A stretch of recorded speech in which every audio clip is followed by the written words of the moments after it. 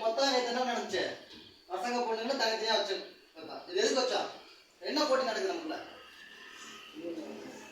பசங்க நல்லா கணக்கு போடுறாங்களா, பொண்ணுங்க நல்லா கணக்கு போடுறாங்களா?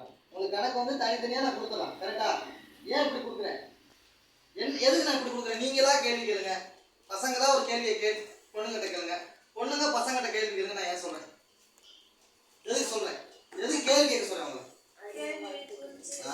என்ன உங்களுக்கு ஒரு இப்போ நீங்க என்ன நினைக்கிறீங்கன்னா, விடையை கண்டுபிடிக்கிறதுக்கு தான் ஆர்வம் காட்டுறீங்க. என்ன கண்டுபிடிக்கிறீங்க? விடைய உங்களோட மொத்த தேடல் எதுல இருக்கு? விடையை கண்டுபிடிக்கிறது தான் இருக்கு. ஆனா கணக்குங்கிறது அது கிடையாது. ஒரு விடையை நம்ம எங்க பயன்படுத்துறோம்? கேள்வி என்ன? கணக்குனா கூட்டுறதை எங்க பயன்படுத்தணும், கழிக்கிறத எங்க பயன்படுத்தணும், வகுக்கிறத எங்க பயன்படுத்தணும், பெருக்கிறத எங்க பயன்படுத்தணும்? புரியுதா? நீங்க என்ன நினைக்கிறீங்க? ஒரே முடிவா இருக்கு, என்ன பண்றீங்க? நமக்கு தேவை ஆன்சர் தான். அப்படி பார்க்க கூடாது. இந்த ஆன்சர் எதுக்கு வந்துச்சு? இந்த ஆன்சரை நம்ம ஏன் கண்டுபிடிச்சோம்? இந்த ஆன்சரை இதை விட எப்படி கண்டுபிடிக்கணும், அதை விட எப்படி எளிமையாக கண்டுபிடிக்கணும், இந்த மாதிரி உங்களுக்கு ஒரு தேடலை உருவாக்குறதுக்கு தான் உங்களுக்கு ஒரு போட்டி வைக்கலாம். அப்போ நீ என்ன பண்ணுவேன்? நீங்க இப்போ நானா கண்டுபிடிக்கிறத விட நீங்களா சொல்லுவீங்க. நீங்களா ஃபர்ஸ்ட் ஒரு கேள்வியை தேடுவீங்க.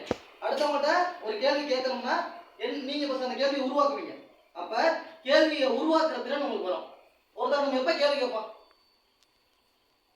நமக்கு அதற்கான பதில் தெரியும் போது கேள்வி கேட்போம். அப்ப நீங்களா ஒரு கேள்வி உருவாக்குறீங்க. அப்ப அந்த கேள்வி உருவாக்குறதுக்கு அதுக்கான பதிலையும் நீங்களே கண்டுபிடிக்கிறீங்க. அப்ப உங்களுக்கு நீங்களே ஆசிரியர், நீங்களே மாணவர். புரிஞ்சுச்சா? அப்ப உங்களுக்கு இது எப்படி இருக்கு? நான் ஒரு கணக்கு கொடுத்துருந்தா எப்படி இருக்கும்? உங்களுக்கு போரா இருந்திருக்கும். இது எப்படி இருக்கு? நீங்க இப்பெல்லாம் இதே நினைச்சுக்கிட்டே இருந்தீங்களா? கரெக்டா இல்லையா? இதை ட்ரை பண்ணிக்கிட்டே இருந்தீங்களா? புரியுதா? அப்ப நேற்று என்ன இருந்துச்சு? நீங்க இங்க இருந்து 3 கேள்வி கேட்டீங்க, கரெக்டா? நீங்க 3 கேள்வி கேட்டீங்க. ஒரு கேள்விக்கு பதில் சொன்னா எத்தனை பாயிண்ட்? 10 மார்க். அதே நீங்க கேட்ட கேள்விக்கு பதில் சொல்லலைன்னா -10 மார்க். அதாவது நீங்க கேட்ட கேள்வி அவங்களுக்கு மைனஸ் கிடையாது. கேள்வி கேட்கிற நீங்களே உங்களுக்கான பதில் தெரியாம கேள்வி கேட்டா உங்களுக்கு -10 மார்க். அப்படி போட்டோம். அப்படி போட்டதுல இப்போ பாய்ஸ் டீம் எவ்வளவு மார்க் இருக்கீங்க? +15 இருக்கு. கேர்ள்ஸ் -15 இருக்கீங்க. இப்போ இன்னைக்கு என்ன? இன்னைக்கு 2 கட்டமும் நடக்குது. இன்னைக்கு 2 கட்டம் என்னென்ன? நீங்க 5 கேள்வி அவங்க 5 கேள்வி கேட்க போறாங்க, கரெக்டா? நீங்க 5 அவங்க 5 கேள்வி கேட்க போறீங்க. அதுக்கப்புறம் இன்னொன்னு அதுக்கு 5 50 மார்க். இன்னொரு 50 மார்க் என்ன சொன்னேன்? மன்மோகன் சிங்க.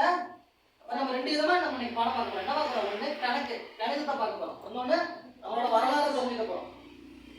சரியா? நம்ம வரலாறு ஏன் தெரிஞ்சுக்கணும்? நம்ம வரலாறுனா என்ன? வரலாறுனா என்ன? வரலாறு நம்ம ஏன் வரலாறு நடக்கிறோம்? ஹிஸ்டரி. Okay, history. இவங்க தம்பி நம்ம ஏன் வரலாறு நடக்கிறோம்? உங்களுக்கு ஏன் சப்ஜெக்ட் 5 சப்ஜெக்ட் இருக்கா? என்னென்ன சப்ஜெக்ட் இருக்கு? Tamil, English, maths, science, social science. Social சயின்ஸ்ல வரலாறு, சமூக அறிவியல்ல வரலாறு ஒரு பாடமா இருக்கு. நம்ம ஏன் வரலாறு நடக்கிறோம்? அது ஒரு கதை தானே, ஒரு கதை தானே. அந்த கதையை மெனக்கெட்டு நம்ம படிக்கிறோம். என்ன காரணம்? வரலாறு எதுக்கு படிக்கணும்? முன்னாடி நடந்ததே நம்ம தெரிஞ்சுக்கணும். வாழ்க்கையில ஒவ்வொன்றையும் நம்ம அனுபவத்தினால கத்துக்க முடியாது, கரெக்டா? எல்லாத்தையும் நம்ம அனுபவப்பட்டு கத்துக்க முடியும். சிலதான் நம்ம அம்மா சொல்லி கொடுப்பாங்க, இந்த பக்கமா போகணும், இந்த பக்கமா போகக்கூடாது சொல்லி கொடுப்பாங்க இல்லையா? அப்படின்னா அவங்களோட அனுபவத்தை கத்துக்கிட்டதான் நம்மளுக்கு சொல்லுவாங்க. அதுக்கு பேர் தான் வரலாறு. நம்மள யாரெல்லாம் ஆட்சி செஞ்சிருக்காங்க, இந்த ஆட்சியில யாரோட ஆட்சி பொற்கால ஆட்சி, யாரோட ஆட்சி ரொம்ப கஷ்டப்பட்டோம், எதனால கஷ்டப்பட்டோம், எதனால இந்த ஆட்சி பொற்காலமா இருந்துச்சு நம்ம சொல்லுவோமா? அக்பர் காலத்துல இப்படி இருந்துச்சு, அசோகர் காலத்துல இப்படி இருந்துச்சு நம்ம சொல்லுவோம். புரியுதா? ஏன் இந்த ஆட்சி ஏன் இந்த ஆண்டுல வீழ்ச்சி அடைஞ்சிச்சு, அதுக்கான காரணங்கள் என்ன அப்படி நம்ம தெரிஞ்சுக்கோங்க. அப்படின்னா ஒரு நிகழ்வு ஏன் நடக்குது, அதோட காரணம் என்ன, அதெல்லாம் தெரிஞ்சு நம்ம கத்துக்கிட்டோம்னா நம்ம அடுத்து அந்த தப்பை பண்ண மாட்டோமா? கரெக்டா இல்லையா? நீ இருக்க இப்ப எப்படி சொல்றது, ஒரு திட்டம் பண்ணலாம், அந்த திட்டத்துல நல்லது நடந்துருச்சு அப்படின்னா அதே திட்டத்தை நம்ம ஃபாலோ பண்ணுவோம். ஒரு திட்டத்துல நல்லது நடக்கலைன்னா அந்த திட்டம் ஏன் நல்லது நடக்கலன்னு நம்ம தெரிஞ்சுக்கணும். நமக்கு இதுக்கு முன்னாடி என்ன திட்டம்லாம் வந்திருக்கு, அந்த திட்டத்துல ஏன் என்ன பிரச்சனை இருக்கு, அதெல்லாம் தெரிஞ்சுக்கிட்டா அதை நம்ம செய்ய மாட்டோம்ல. அதை தெரிஞ்சுக்கிறது பேர் தான் வரலாறு. அப்ப நம்ம என்ன பண்ண போறோம், வரலாறுக்கு 50 மார்க் கிடைக்கும். சரியா? வரலாறுக்கு 50 மார்க். என்ன 50 மார்க், எப்படி 50 மார்க் போடுன்னு சொன்னேன் இன்னைக்கு. யாரை பத்தி பேச சொன்னேன், மன்மோகன் சிங்கை பத்தி பேசுறோம். மன்மோகன் சிங்னா யாரு, அவங்க என்னென்ன பண்ணியிருக்காங்க அப்படின்னா, நீங்க 8 பேர் இருக்கீங்க, ஒவ்வொரு நாளும் 2 தகவல் கொடுத்தா தெரிஞ்சுக்க முடியுமா? நமக்கு ஈஸியா இருக்குமா?